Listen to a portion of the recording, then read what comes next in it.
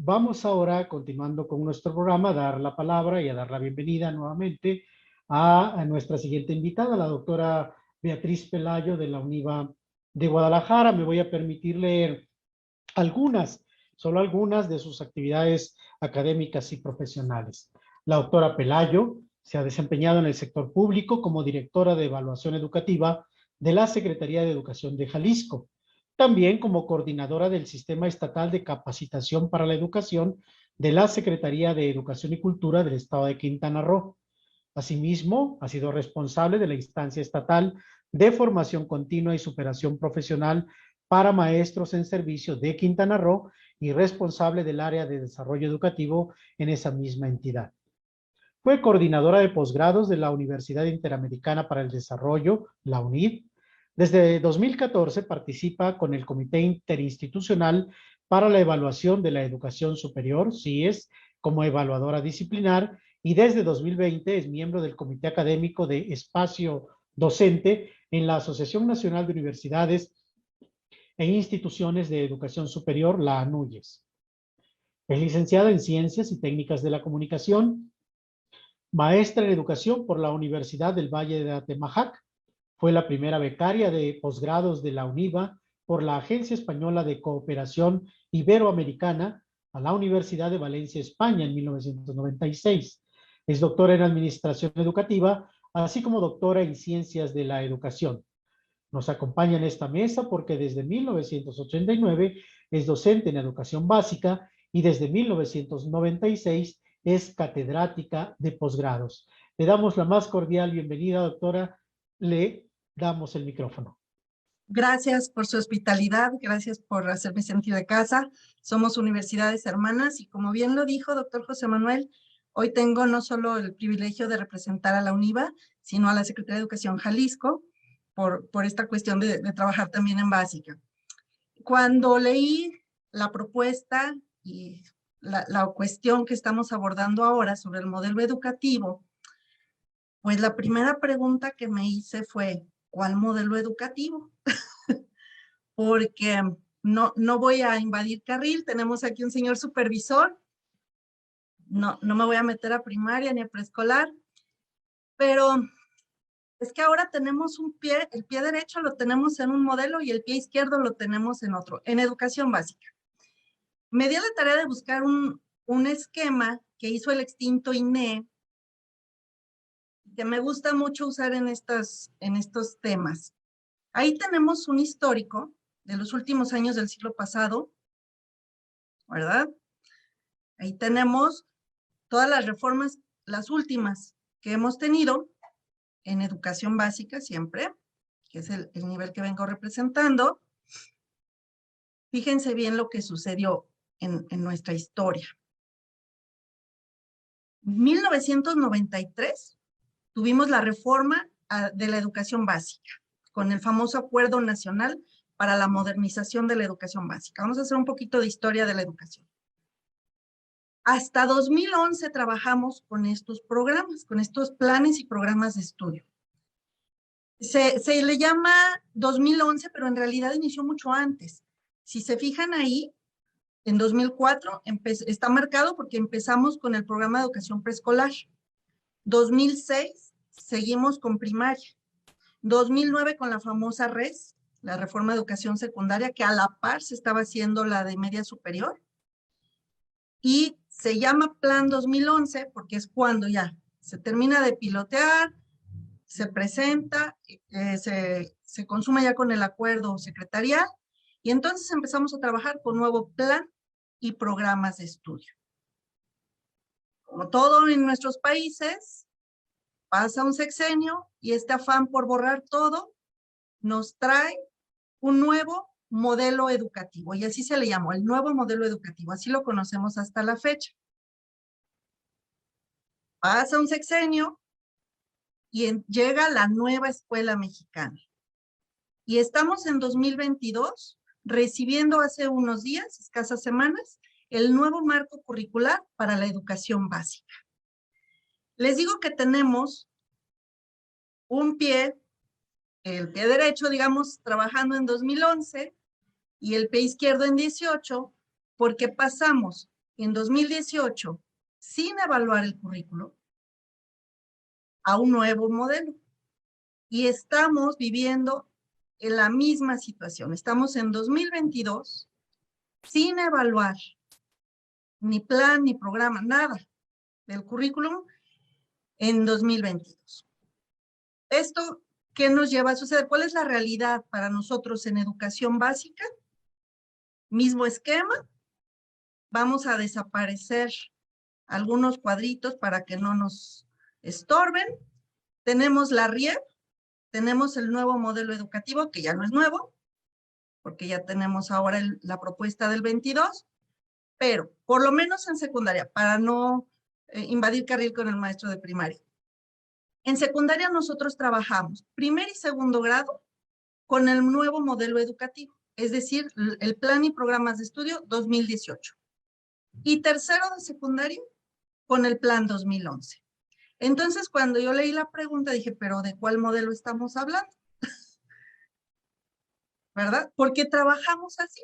Y no voy a hablar de telesecundarias, que es una modalidad que siempre queda rezagada porque trabajan con otros, sí trabajan con con un pie el derecho en uno, el de izquierda en otro, pero luego sus materiales, sus libros de texto, sus guías, los programas que transmiten, si es que hay señal, si es que la antena sirve, siempre están desfasados en telesecundaria. Entonces ahí tenemos un área que debe ser no de oportunidad, sino de mejora en nuestro sistema. Y lamentablemente así vivimos. No sabemos qué va a suceder en el 22 porque lo que tenemos ahora es una propuesta. Pero me pareció muy interesante que así fuera la pregunta. Si el modelo es pertinente y yo respondo, ¿cuál modelo? Si estamos trabajando con dos. Lo cierto es que todas las evaluaciones, tanto internacionales como nacionales, que son muy criticadas por ser estandarizadas, sea como sea, ambas dan cuenta de que tenemos graves problemas en áreas básicas, comprensión lectora y razonamiento lógico-matemático, que ahora se le quita lo lógico en la propuesta 22 y queda solo como matemática. Aclaración al margen. Y hemos estado trabajando tanto en las escuelas en temas nodales, planeación didáctica, evaluación, etcétera, pero nuestros niños siguen con graves problemas de escritura, y cuando hablo de escritura, hablo desde la caligrafía, de comprensión lectora, y hemos confundido la comprensión lectora con solo darle un texto al alumno y hacerle un cuestionario, y si lo contesta bien, sí comprendió el tema. Nos hemos reducido a ese punto. Y bueno, después podremos hablar de la calidad de su lectura. Hablaba el doctor Giovanni de la contingencia sanitaria, y es importante lo que sucedió durante este sexenio. El entonces secretario, el maestro Moctezuma, habló hace un par de años de construir un verdadero sistema educativo nacional, porque esta desarticulación de la que nos hablaba el doctor Giovanni es clara. Y me llama la atención que no solo la Universidad Intercontinental nos está invitando a catedráticos de diferentes áreas, de diferentes universidades, hermanas todas, pero también de diferentes niveles educativos. Y esto es muy interesante porque si bien no estamos respondiendo a ese llamado, es una necesidad que el propio sistema reconoce. Y lo hizo también la NUYES, de la cual formo parte, como usted bien dijo, y me honra representar todos los niveles de educación básica en el Consejo Académico de Espacio Docente. En la NUYES lo que se hizo durante la contingencia sanitaria fue crear el espacio docente con el único propósito de proveer a los docentes de herramientas para su gestión emocional, porque el propio sistema educativo no lo estaba proveyendo. En esta autonomía responsable que se dejó a los estados, cada estado se organizó, a su vez cada zona escolar, cada escuela organizó su sistema, su forma de trabajar, y dejamos al maestro de lado. El maestro que tenía pérdidas, como todos, yo en algún webinar que hicimos en ANUYES hacía el comparativo de que yo me sentía como en el Titanic. Creía que los docentes éramos, bueno, con todo respeto al sector salud, que ellos realmente eran los músicos del barco, pero Ya en nuestra área, en educación, los maestros estábamos tocando mientras el barco se hundía. Familiares infectados, decesos por todas partes, contingencia sanitaria mundial, y nosotros seguíamos impartiendo clases. Unos por WhatsApp, otros en videoclase, otros por Moodle, otros por cualquier plataforma. Pero todos seguimos trabajando. Las escuelas cerraron, la educación no paró. Y eso es muy importante decirlo, porque tenemos ahora calendarios escolares extendidos, programas para reforzar lo que se perdió, y les invito a ver esos webinars que hicimos en Espacio Docente, en ANUYES, porque mucho discutimos sobre esto. ¿Qué tantos aprendizajes tuvimos desde preescolar hasta nosotros como catedráticos durante este tiempo? Sí fue vergonzoso que muchos de los compañeros no estaban preparados para una contingencia.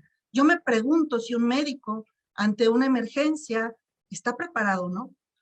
¿Con cuál médico quieres ir? ¿Con cuál especialista? ¿Con el que sabe operar en un sistema como Da Vinci? Que todavía usa el bisturí, ¿no? Para, digamos, una cirugía de próstata, que es donde se usa este aparato. Claro que quieres ir con Da Vinci, porque es menos invasivo, porque sales caminando, porque tu tiempo de recuperación es menor, o procesos cardíacos como TAVI, ¿no? Ya no te abro el pecho, ya insertamos el dispositivo, sales caminando y demás. Creo que a ese nivel tenemos que llevar nuestra reflexión. ¿Estamos los docentes preparados para otra contingencia? Porque va a haber muchas, naturales, biológicas, médicas, va a haber muchas, va a haber guerra, como ahora lo estamos viendo. Y yo en la mañana veía una hermosa fotografía, la compartí, de hecho, se las puedo compartir también ahora por redes, en un segundo lo haré. ¿Cómo están los maestros en Ucrania? Ya que el maestro Bernardo, nuestro anfitrión, hablaba de la guerra, de esta invasión. Los maestros están trabajando en los metros, en los refugios, están haciendo su papel ahí. Y es hermoso y doloroso al mismo tiempo ver cómo este espíritu del docente no se pierde. Está ahí. Y volviendo a la pregunta, ¿qué pasa con nuestro modelo? ¿Qué sucede en México? Y sucede esto, nos sentamos a reflexionar, nos sentamos a analizar, y espero que ya no borremos lo anterior como sucedió en estos ejemplos que les decía, no evaluamos, hay un afán de borrar y de dejar huella sin rescatar. Porque claro que de lo mucho que se hace, siempre hay algo rescatable. Creo que la educación, como la salud, como la ecología, no debe tener colores, no debe tener partidos. Quienes somos académicos no los tenemos. Trabajamos por los niños, para los niños y con los niños de sol a foco. Todo el ciclo escolar y aún en vacaciones o en días de descanso, ¿no? Yo les comentaba en alguna sesión con docentes, se quejaban ellos del trabajo que se llevan a casa y les decía, bueno, es que así es la profesión, es la cultura organizacional. ¿Cuándo han visto un chef? Tengo una compañera que cita ese ejemplo, mi compañera Rodi. ¿Cuándo han visto un chef que se lleva las cebollas a picar a su casa? Y llega al restaurante con las cebollas ya hechas, ¿no?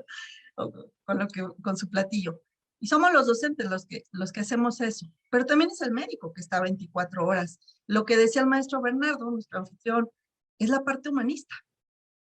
Si bien nos salvamos vidas físicamente, las salvamos de otra manera, las fortalecemos. Y creo que es muy bueno hacernos esta pregunta, el modelo educativo. Muchas gracias. Gracias, doctora Beatriz. Por supuesto, ha puesto sobre la mesa interrogantes serias, profundas, que nos tienen que motivar a avanzar en la reflexión. Los docentes no estábamos preparados. Es una realidad de apeso, como se dice de manera coloquial, ¿no? Pero el sistema tampoco. No es un asunto individual, ¿no? Y entonces hay que seguir reflexionando sobre ese punto. Muchísimas gracias por sus aportaciones. Vamos ahora a ceder la